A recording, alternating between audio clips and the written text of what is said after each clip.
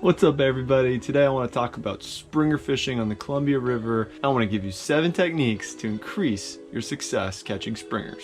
Springer fishing on the Columbia River can be one of the more challenging seasons, but the reward and the payoff is absolutely epic. We're talking the best tasting salmon in the Pacific Northwest, one of the best tasting fish in the world, the springer. They're genetically engineered to store more fat. They're more like a cross between salmon and bacon than what you'll find in the fall, in the salt, or in the river. Springers on the Columbia are where it's at. So we had a pretty good day on the water. Hooked 4 fish total.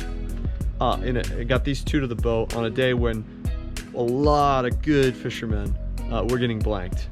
We were out of Cathlamet, and we just want to share some of the tips that we think made those 4 hookups possible and might help you have a more successful time on the water.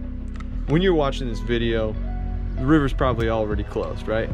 But if we didn't hit the quota, they may actually open it again. And either way, if you didn't have the success you think you could have had on the river, compare these 7 tips to how you were doing things and see if there's anything that you take away from it and you want to add to the next opener or even next year to improve your odds at catching the world's best tasting salmon, the Columbia River Springer. Now this is really important. When you're fishing, you want to be fishing as close to the bottom as possible while not dragging on the bottom. You drag on the bottom, your gear is going to get tangled up. It's not going to provide the right presentation. But these fish are coming in and they're traveling really close to the bottom, and that's where you want your gear. So the way we do it is we drop down nice and steadily. No, don't just let it fly. You want to drop down nice and steadily, avoid your gear getting tangled. And I like to try to feel the bottom by moving my rod just gently up and down to make sure I can feel the cannonball hit the bottom. Flip the drag over, and I'm going to reel up just a half a crank. I want to be right there. A lot of times the bottom goes up and down. It has an undulation to it, especially in fishing in sandy areas, which a lot of the river is. You want to be in the peaks and the humps, not down in the deep parts where you'll be constantly moving your gear up and down. And I've seen the fish on the fish finder, they're traveling at the height of those peaks, not in the dips.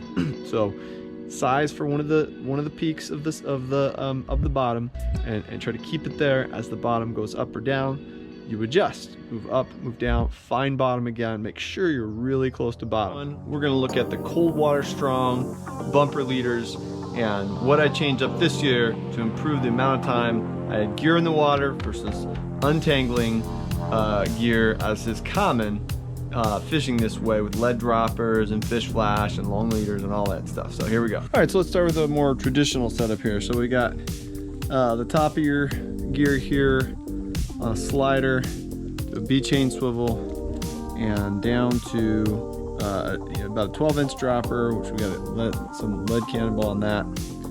And then we got about a about 18-inch, 24-inch bumper leader here to just with mono to our fish flash, and our fish flash about a 50-inch leader here, 50 to 60-inch leader here to our double hook rig. All right, so when you're fishing this, you're trying to fish as close to the bottom as possible, right? So sometimes though, when you hit bottom, right, the end of the rod tip will start shaking, and you want to try to bring it up. Well, sometimes when you hit bottom, what happens is your weight kind of gets stuck and it shoots forward. When it shoots forward, all this gear kind of comes with it and just does like this, thing, right? And you don't realize it. You bring it up off the bottom, you keep fishing for a little bit, and then maybe 5 minutes later you check your gear and it's just wadded into a just nasty mess. Ah, shoot.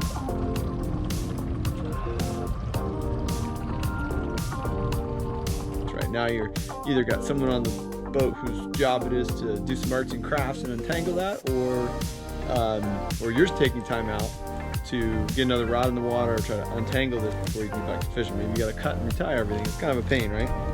So Now let me show you what the people at Cold Water Strong have come up with to deal with this. So we got the same setup here in terms of we've got a dropper line and a bumper leader, but it is with this very different material, and it doesn't twist up and get your stuff all jacked up. About the same length to our fish flash, 50 to 60 inch leader, double hook rig, etc.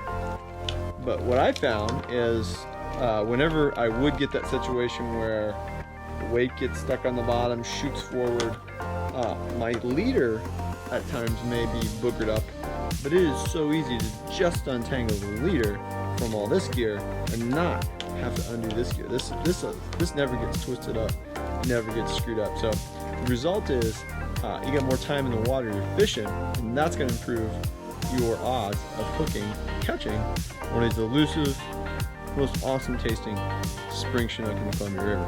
Man, I love these other bumpers, man. They are so much better at getting unstuck and twisted. All right, so let's talk about our herring. It's super important that you've got herring that is spinning real nice, like a drill bit, nice and tight. And we have generally had more hookups on this blue, dyed blue.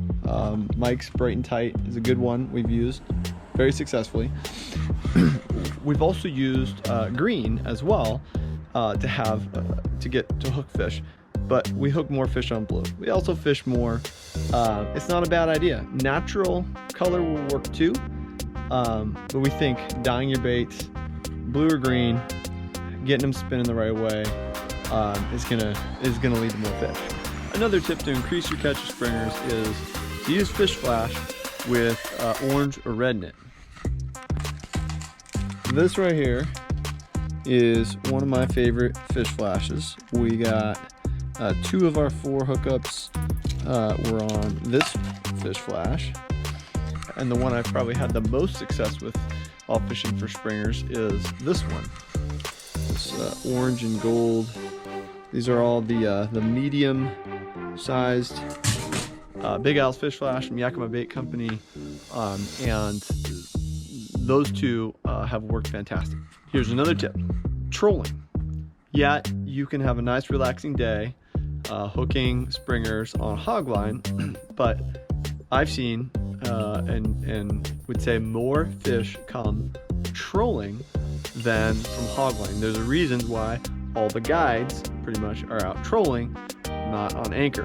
When you troll, you want to troll with the current, troll downhill, and you want to look for water that's about 10 to 30 feet deep. You can go shallower than that and get springers. You can get deeper than that and still get springers, but try to concentrate on 10 to 30 feet for your best shot. Another tip: fish all the way through a tide cycle.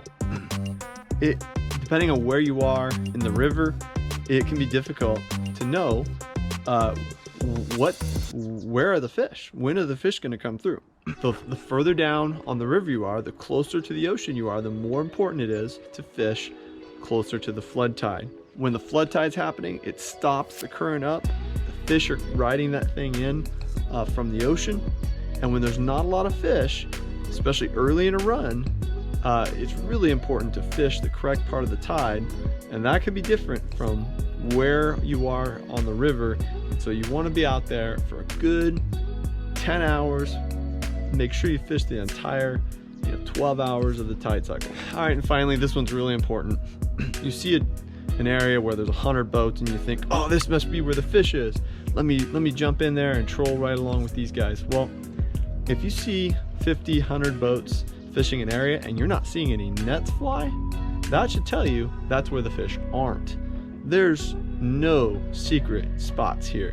This is all about travel lanes. You're looking to find where the fish are traveling through and be there when they're there based on the tide cycle.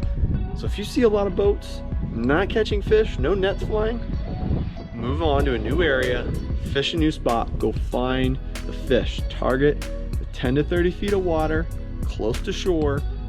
You can be on the Oregon side You can be on the Washington side. These fish will choose multiple travel lanes. Go find new water, go find your own water, and make it happen. You'll have better chance of success there than fishing in a crowd of boats where no one's catching anything. Thanks for watching. Hope you like this video. Hope you subscribe to the channel. We're gonna keep getting out there doing all these different PNW activities. We got a lot more activities coming. We are just getting started. It's April now. The season's getting going. The weather's a little better, and we're fishing. We'll be in the woods. We'll be foraging. We'll be hunting later this year, and we want to share that all with you, as well as our tips for success to help you with your learning curve as well. Here's to another Springer opener and lots of success for you getting these awesome fish into the net and into your boat.